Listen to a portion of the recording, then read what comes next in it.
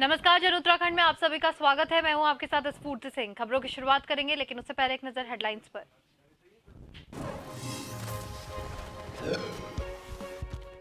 चंपावत दौरे के दौरान सीएम धामी के सामने रखा सीवर युक्त पानी की सप्लाई का मुद्दा। बोले धामी, स्वच्छ पेयजल उपलब्ध कराना उनकी सरकार की प्राथमिकता। जल्द होगा पेयजल योजना का निर्माण। हरिद्वार में बिना अनुमति सरकारी भवन में चल रहा है एनजीओ। मेयर अनिता शर्मा ने व्यस्त की कड़ी नाराजगी और नगर मुख्य आयुक्त पर मनमर्जी के काम करने के लगाए आरोप। चारधाम यात्रा को लेकर स्वास्थ्य विभाग अलर्ट मोड पर। ऋषिकेश में बनाया 6 बेड का अस्पताल, जगह जगह डॉक्टरों की तैनाती।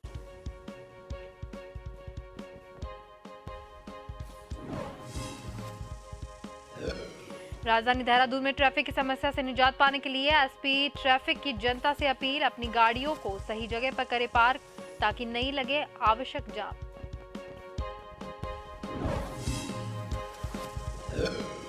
और मसूरी माल रोड से फैली अव्यवस्थाओं को लेकर व्यापारियों में रोष। प्रशासन पर मसूरी की अनदेखी करने का लगाया आरोप। कहा, धीमी गति से हो रहे कार्यों से प्रभावित हो रहा पर्यटन।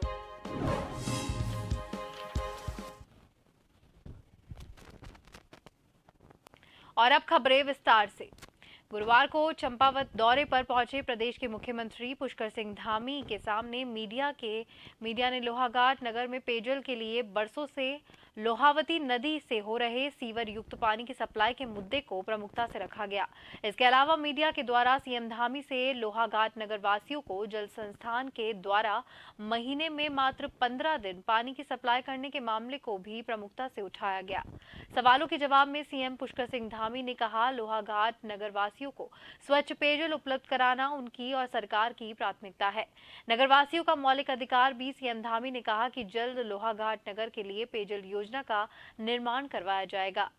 बता दें कि लोहाघाट नगर को जल संस्थान के द्वारा लोहावती नदी का सीवर युक्त पानी पेयजल के तौर पर सप्लाई किया जाएगा, जिस कारण लोहाघाट नगर के लोग पीलिया और टाइफाइड जैसी गंभीर बीमारियों के शिकार हो रहे हैं।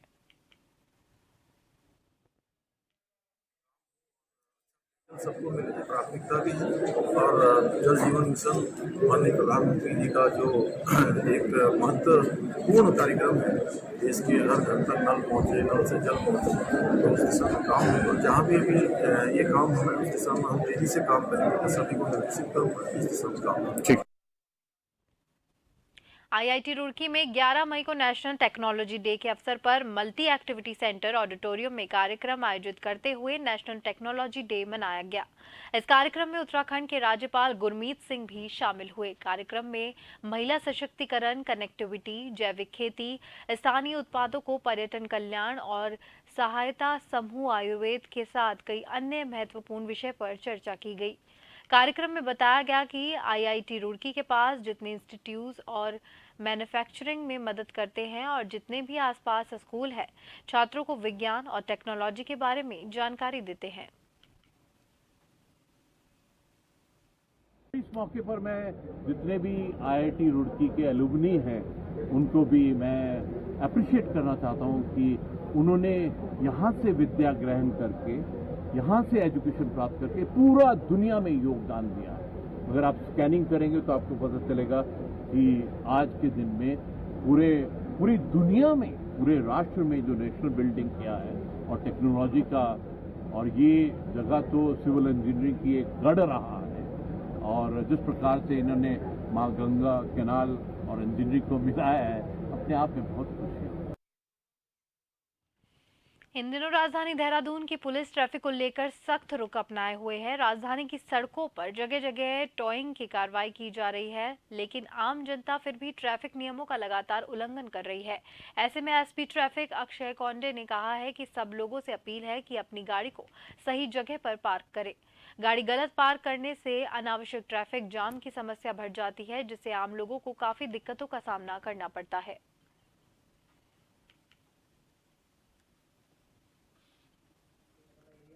देहरादून ट्रैफिक पुलिस बहुत मेहनत करती है। लगभग 12-12, 14-14 घंटे की ड्यूटी में ट्रैफिक पुलिस काम करती है।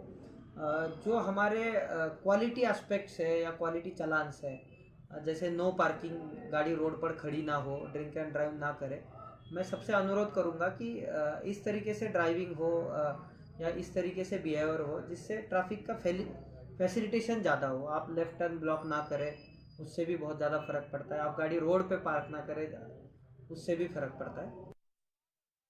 कुमाऊं दौरे पर निकले कांग्रेस के प्रदेश अध्यक्ष करण महाराज जसपुर में विधायक आदेश चौहान के निवास पर पहुंचे, जहां कांग्रेसी ने उनका स्वागत किया। करण महाराज ने बीजेपी सरकार पर जमकर हमला बोला। उन्होंने सरकार द्वारा प्रदेश में मजारे तोड़ने को लेकर कहा कि कोर्ट में चल रहे मामले के बीच सरकार प्रदेश में मजारे तोड़ने का काम कर रही है, जो कि गलत है। वहीं उन्होंने निकाय चुनाव में कांग्रेस की मजबूती के लिए कहा कि कांग्रेस ने प्रदेश में सर्वेक्षण के पर्यवेक्षण नियुक्त किए हैं और पार्टी प्रदेश भर में सर्वे भी करा रही है। अब मोदी मैजिक खत्म हो रहा है, जिसका उदाहरण कर्नाटक का चुनाव है।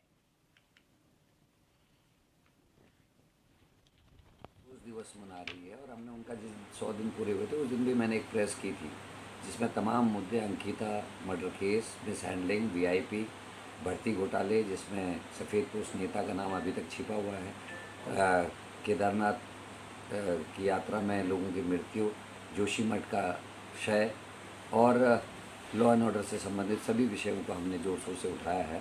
और बीजेपी के मंत्री सड़कों में जिस तरीके से लोगों को पीट रहे हैं, ये उनके जो ओवर मैंडेट पब्लिक ने उनको दिया है उसका नतीजा है कि बीजेपी अराजक हो गई है, निरंकुश हो गई है। उत्तराखंड सल्ट में मौलेखाल में सल्ट विधायक महेश जीना के अथक प्रयास से पार्किंग बनेगी। मौलेखाल में पार्किंग की मांग वर्षों से की जा रही थी। इससे स्थानीय वाहन चालकों के साथ साथ व्यापारियों में भी खुशी का माहौल है।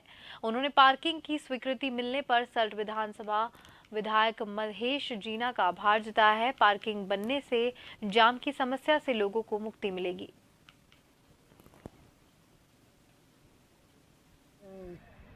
ये पार्किंग बनने जा रही है, जिससे कि काफ़ी गाड़ी वालों को दिक्कत होती थी। मौलेखाल में गाड़ी खड़ी करने के लिए आवाजाही बड़ी दिक्कत होती थी लोगों को आने जाने के लिए। और यहाँ पे जो पार्किंग बन रही है, काफ़ी समय बाद, लंबे समय मांग के बाद यहाँ पार्किंग बन रही है मौलेखाल में। इसमें माननीय विधायक महेश जीना जी के द्वारा अथक प्रयासों द्वारा बहुत बहुत धन्यवाद माननीय विधायक जी का, जिनके द्वारा ये पार्किंग का कार्य शुरू किया गया है। हरिद्वार की मेयर अनिता शर्मा ने सरकारी भवन में एनजीओ का संचालन होने पर कड़ी नाराजगी व्यक्त की है और नगर मुख्य आयुक्त पर मनमर्जी के काम कराने का आरोप लगाया है। इतना ही नहीं, मेयर खुद सरकारी भवन पहुंची और जहां बिना अनुमति के भवन में रह रही एनजीओ संचालिका से उनकी तीखी बहस हो गई। नगर निगम की संपत्ति में रहने की कोई अनुमति न दिखाने पर उन्होंने एनजीओ संचालिका को फटकार भी लगाई। सूचना मिलते ही ज्वालापुर के कांग्रेस विधायक रवि बहादुर समेत कई कांग्रेस कार्यकर्ता भी मौजूद रहे। रवि बहादुर ने सभी मेयर अनिता शर्मा का समर्थन करते हुए प्रशासन पर सरकार के दबाव में काम करने का आरोप लगाया। मेयर अनिता शर्मा ने कहा कि जल्द ही एनजीओ से सरकारी भवन खाली करा लिया जाएगा।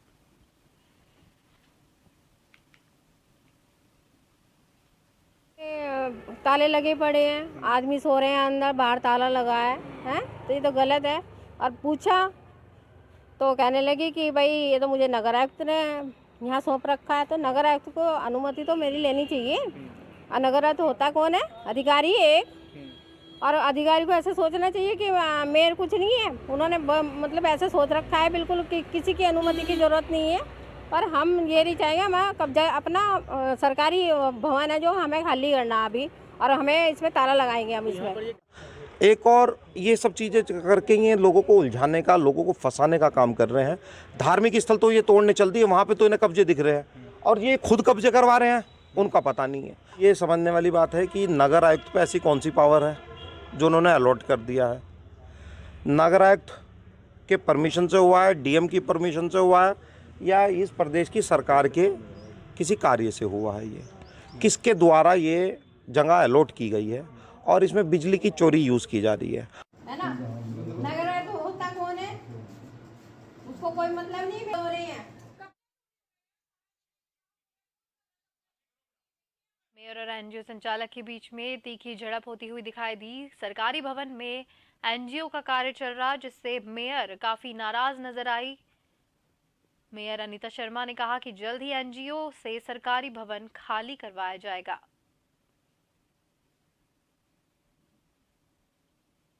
बिना अनुमति के भवन में रह रही एनजीओ संचालिका से उनकी तीखी नोक-झोंक हुई, फटकार भी लगाई गई। सूचना मिलते ही ज्वालापुर से कांग्रेस विधायक रवि बहादुर समेत कई कांग्रेस कार्यकर्ता भी मौके पर पहुंचे।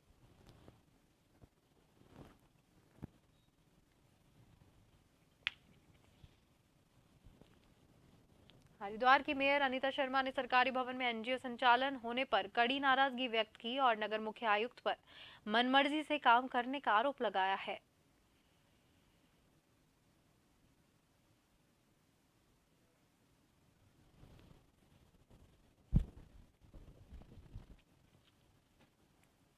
राजधानी देहरादून के सबसे बड़े अस्पताल दून मेडिकल कॉलेज अस्पताल में व्यवस्थाओं का खूब टोटा देखने को मिलता है। मरीजों को समय पर इलाज न मिलने की शिकायतें बार बार आती है। ऐसे में दून मेडिकल कॉलेज अस्पताल सवालों के घेरे में जरूर रहा है, लेकिन अब दून मेडिकल कॉलेज अस्पताल की व्यवस्था सुधरती हुई नजर आ रही है। इस बात की जानकारी देते हुए दून मेडिकल कॉलेज के CMSY रिजवी ने कहा है कि अस्पताल में जो जरूरी मशीनें हैं उनको अब अस्पताल में लाया जा रहा है और इसके अलावा नई मशीनों को भी अस्पताल में लाया जाएगा ताकि मरीजों को उचित और उत्तम इलाज मिल सके।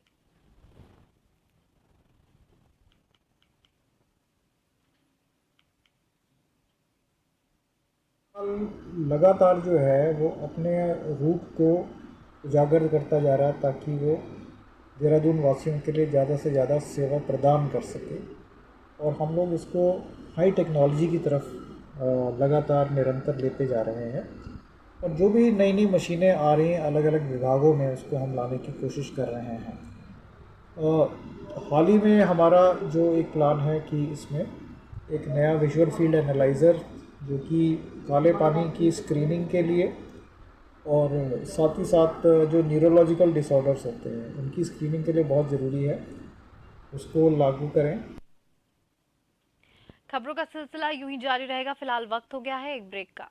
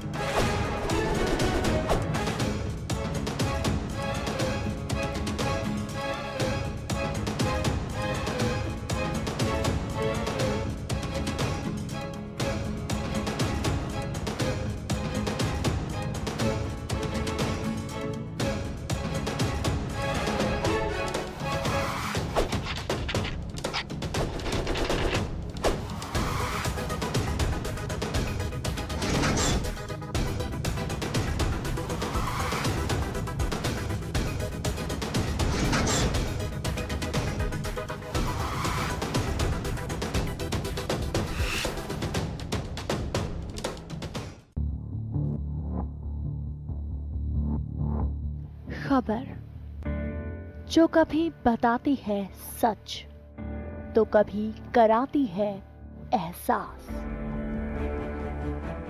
खबर जो है कुछ खास। खबर ही तो है जो कभी बनती है राजनीति से तो कभी व्यापार से, कभी आती है खेल से तो कभी मनोरंजन से, कभी खुशी से तो कभी गम से। हाँ, खबर ही तो है। खबर थमती नहीं और ना ही थमेंगे हम।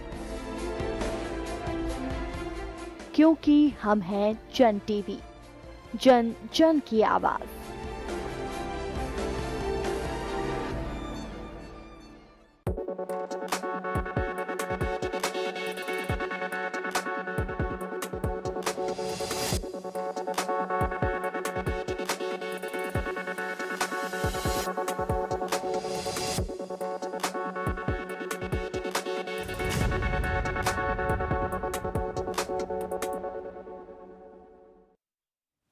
ब्रेक के बाद एक बार फिर से आप सभी का स्वागत है। बढ़ते अगली खबर की ओर। Mussoorie traders and welfare association के द्वारा मसूरी के व्यापारियों के द्वारा मसूरी माल रोड में फैली अव्यवस्थाओं को लेकर गांधी चौक पर धरना प्रदर्शन किया गया। प्रशासन पर मसूरी के अनदेखी करने का आरोप लगाया है। व्यापारियों ने कहा है कि मसूरी का पर्यटन सीजन शुरू होने को है और मसूरी माल रोड में जनवरी से चल रहे पुनर्निर्माण और सौंदर्यीकरण का कार्य धीमी गति से चल रहा है। माल रोड अव्यवस्थित है जिससे मसूरी का पर्यटन सीजन प्रभावित हो रहा है और मसूरी के व्यापारियों को आर्थिक नुकसान भी हो रहा है। उन्होंने कहा कि मसूरी का प्रशासन माल रोड के कार्यों को समय रहते पूरा कराए जाने को लेकर पूरी तरह से फेल साबित हो गया है।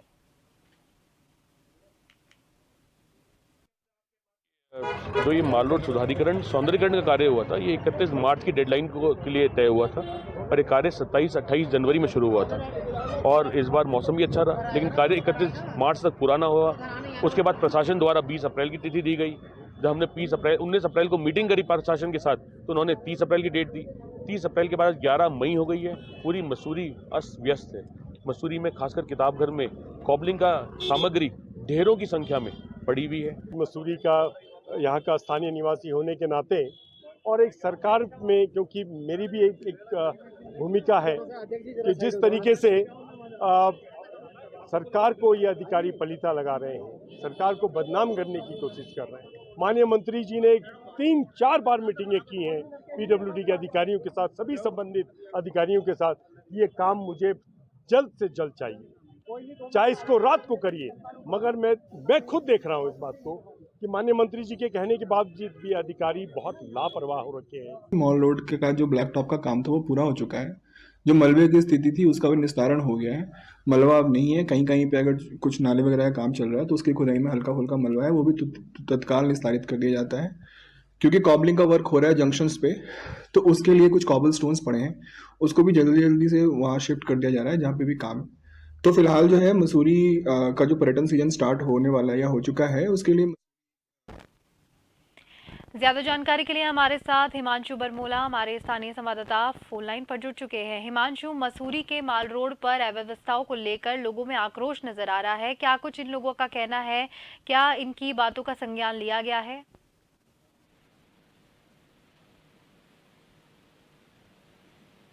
हिमांशु, मसूरी में माल रोड पर अव्यवस्थाओं के चलते लोगों में आक्रोश है, क्या कुछ लोगों की मांगे हैं?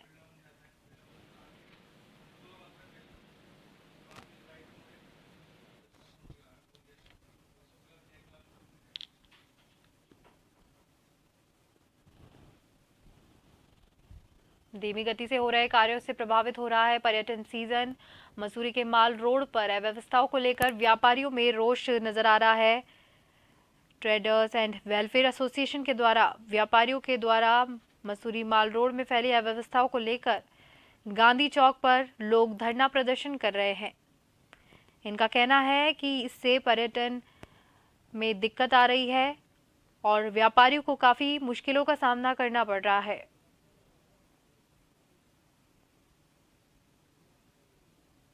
मसूरी का पर्यटन सीजन शुरू हो चुका है और माल रोड पे अव्यवस्थाओं के कारण यहां पर खासा फर्क पड़ता हुआ नजर आ रहा है।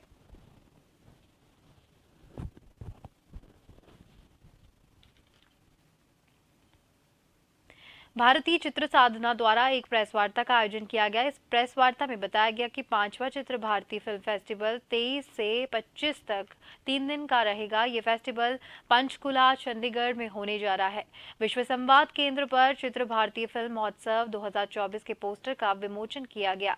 फिल्म महोत्सव के लिए फिल्मों की एंट्री 1 सितंबर से 30 नवंबर तक ली जाएगी।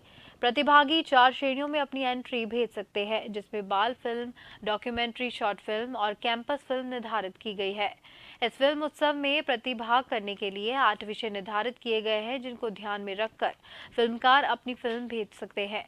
इस फिल्म सशक्तिकरण, रोजगार सृजन, समरसता, पर्यावरण, भविष्य का भारत, जनजाति समाज, ग्रामीण विकास और वासुदेव कुटुंबकम जीतने वाले विजेताओं का 10 लाख रुपए का पुरस्कार निर्धारित किया गया है।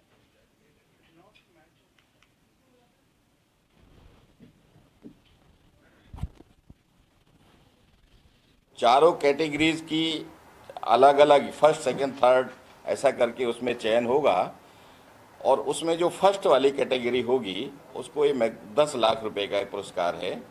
30 नवंबर तक ये एंट्रीज उसकी मांगी गई हैं।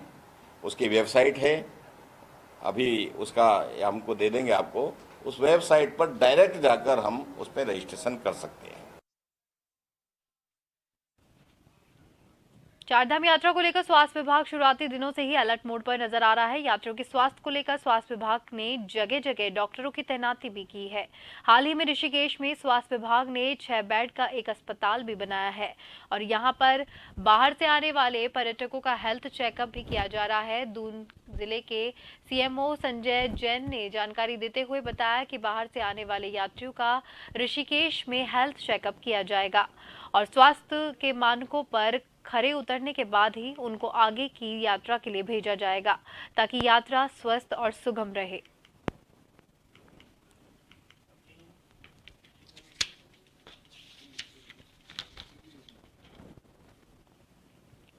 पिछले करीब 1 सप्ताह से रानीपुर कोतवाली क्षेत्र के ग्राम सलेमपुर में लापता पति को ढूंढने के लिए उसकी पत्नी रुखसार दर-दर भटक रही है, लेकिन अभी तक लापता का कोई पता नहीं चल पाया है।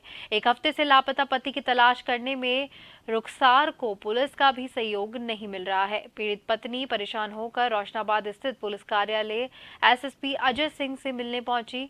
रुखसार ने बताया कि वह अपने परिवारजनों के साथ अपने पति की तलाश में हर जगह भटक रही है, लेकिन पति का कुछ भी पता नहीं चल पाया है। उन्होंने बताया कि गांव के ही एक व्यक्ति असलम खान के बेटे द्वारा पति को घर से बुलाकर ले जाया गया था, जिसके बाद से ही उनका पति वापस नहीं लौटा है। हैरान कर देने वाली बात यह है कि रुखसार के पति को लापता हुए 1 हफ्ता बीत चुका है, लेकिन अभी तक कोई गुमशुदगी की रिपोर्ट दर्ज नहीं की गई है। पीड़ित परिवार ने पुलिस कार्यालय पहुंचकर एसपी सिटी स्वतंत्र कुमार को अपनी पूरी दास्तां सुनाई। पति को लापता 5 तारीख से 6 दिन हो लिया आज सर, कोई अता पता नहीं है। मेरे छोटे छोटे बच्चे, मैं बहुत परेशान हूँ सर। खाना भी नहीं खा रहे बच्चे भी, वो रोज पूछते हैं कि पापा किस टाइम आवेंगे, कहाँ है पापा। सर क्या बताऊँ मैं, असलम खान साहब का लड़का कोई पता नहीं दे रहा, ना वो बता रहा कहाँ नहीं। 6 तारीख को 6 मई में जो आवेश गुम है फिलहाल, वो सुबह बस को लेके जाता है वर्कर छोड़ने फैक्ट्री सिडकुल में और शाम को लेने जाता है उनको। और उसी सुबह रोज 8:30 और 9 के बीच में एक लड़का सावेज नाम का जो दादोपुर में रहता है, बाप का नाम है असलम खान, वो उसको ले गया है। अब वो ले जाने के बाद वो तो घर पे आ गया और उसको नहीं ला पाया। वो मामला पूरा समझ में नहीं आ रहा कि कह रहा है कि कोई सिविल वर्दी में आए थे 4 लोग। मसूरी के व्यापारियों में आक्रोश देखने को मिल रहा है, जहां पर माल रोड का कार्य धीमी गति से होने के चलते लोगों में आक्रोश व्याप्त है। इसी को लेकर हमारे साथ हमारे संवाददाता मसूरी से हिमांशु बरमोला फोन लाइन पर जुड़ चुके हैं। हिमांशु, मसूरी में ट्रेड एंड वेलफेयर एसोसिएशन के द्वारा जो कार्य किया जा रहा है, इसको लेकर व्यापारियों में आक्रोश देखा जा रहा है। क्या कुछ इनकी मांगे हैं, क्योंकि ये धरने पर भी बैठ गए हैं?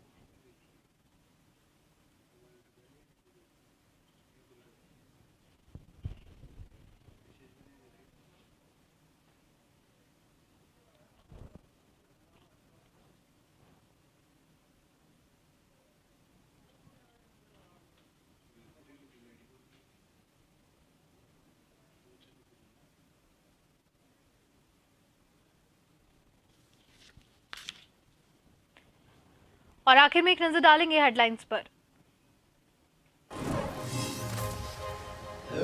चंपावत दौरे के दौरान सीएम धामी के सामने रखा सीवर युक्त पानी को सप्लाई करने का मुद्दा। बोले, धामी स्वच्छ पेयजल उपलब्ध कराना उनकी सरकार की प्राथमिकता। जल्द होगा पेयजल योजना का निर्माण। हरिद्वार में बिना अनुमति सरकारी भवन में चल रहा एनजीओ का कार्य। मेयर अनीता शर्मा ने व्यक्त की कड़ी नाराजगी। नगर मुख्यालय आयुक्त पर मनमर्जी के काम करने का लगाया आरोप। चारधाम यात्रा को लेकर स्वास्थ्य विभाग अलर्ट मोड पर। ऋषिकेश में बनाया 6 बेड का अस्पताल। जगह जगह डॉक्टरों की तैनाती।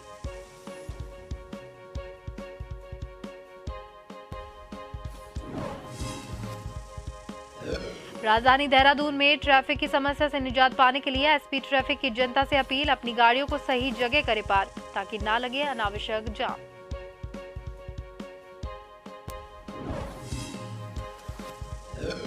और मसूरी माल रोड में फैली अव्यवस्थाओं को लेकर व्यापारियों में रोष। प्रशासन पर मसूरी की अनदेखी करने का लगाया आरोप। कहा, धीमी गति से कर रहे हैं कार्य।